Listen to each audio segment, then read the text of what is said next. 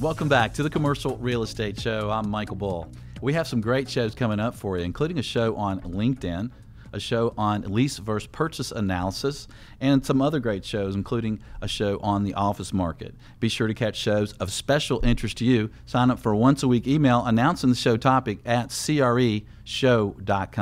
Today we're talking about the multifamily market. My guest is Joe Wilber, Senior Vice President with Gables Residential. And Joe, we were talking about kind of the market trends and the demand in the earlier segment. And I'd like to get your idea and thoughts on urban versus suburban. It seems like everyone wants to build urban communities. You know, our demand for our in-town land deals is just skyrocketed. What do you see from the ground level? Clearly, Michael, you are right on target. I'd say a large percentage of the new supply is coming in urban locations all across the country. And I'll use Atlanta as an example, but this is true everywhere. If the 8,000 to 10,000 new units that are going to be delivered in the next year, the vast majority of them are in-town locations such as Buckhead or Midtown, even moving into downtown, an area, the old Fourth Ward area. So we're seeing this clearly everywhere, and it's a function really of where the demand is. That's where the demand is. People want to be in walkable locations where they are close to entertainment, employment, and can walk to parks or good schools. So that is clearly where the new supply is coming. The real question is, how deep is that market? You know, the rents to support this new development are much higher for urban versus suburban. To make an urban project work, since you're building on higher priced land, you're building at higher densities, you're building mid-rise, you're building high-rise, you're building out of concrete, so your development costs are higher, so you need rents that are 30 or 40% higher than for. What rents per square foot are you typically needing? To make a high-rise work in most markets, you really need rents in the $2.40, $2.50 range. Wow. So a 1,000 square foot apartment, that's $2,500 a month. So that's why you're seeing more and more smaller apartments being built as well. So the question in my mind, and I think a lot of us, the question is in our minds is, how deep is the demand for high price that can support that price level?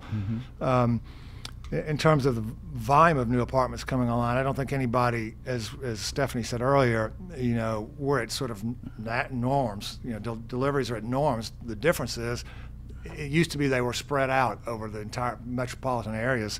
Now they're concentrated in urban areas. But I think, you know, as I said, that's where the demand is. That's where people want to live.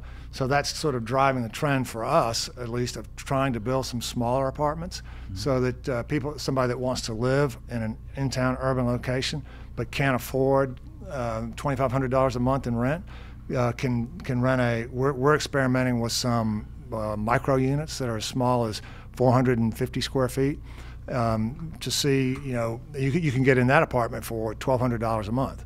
And then, which allows people at lower income levels to be in urban locations. I think that's how much square footage I get left at my house to use. My children and wife have the rest of it. You get that much? Maybe it's 100 square feet. Maybe I bet you pay a lot more too. That's right. I pay a high percentage. And I guess another thing to think about for apartment owners is the cost of turnover, right? When an apartment turns over, there's obviously costs involved with the vacancy and turnkey and leasing expense. So I guess with the urban communities, there's an advantage there as well, right?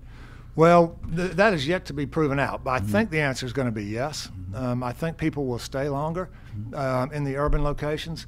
You know, I think traditionally apartments have been looked at as a sort of a transitional place to live when you're transitioning from one stage of life to another, such as graduating from college and getting your first job, or selling your house and downsizing. You are transitioning, but I think that perception is changing, and that apartments are now considered more of a permanent place to live, and people are putting more money into their apartments, taking more time fixing them up, and I think they'll stay longer.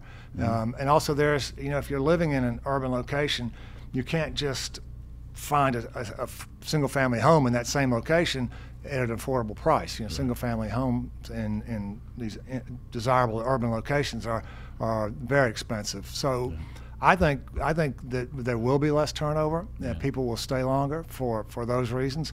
I think we have yet to see it in our portfolio on a measurable basis, but I do expect that to be the case. Yeah, and when you get used to living, for example, in Midtown Atlanta, you may not want to live in the suburbs where you can afford a house. And the story about folks kind of becoming more of their home, that it's more of a home, maybe it's not a just transition anymore. How is that impacting the design of these apartment communities as far as amenities and floor plans? Well, they're all built. All the new urban product now is built to a very high standard, high level of finishes.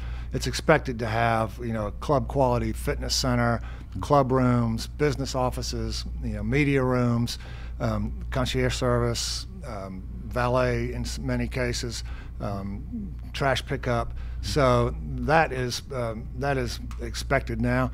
I think, to me, I think sort of the next wave of innovation will be what we're hearing now is the super high-speed internet. The AT&T has announced it in certain cities. Comcast has announced it in certain cities. And I think these 1 gigabyte, 2 gigabyte speeds are going to be what the next generation of renters is going to be looking for in their apartments, which means we're going to have to wire those apartments to be able to handle, that type of infrastructure. Yeah, that's a good point. Yeah, my son just required in our house that we get faster internet. So, Dad, we're just not up to speed. Well, stay tuned. We'll have more on the multifamily market. I'm Michael Bull. This is the Commercial Real Estate Show. We'll be right back.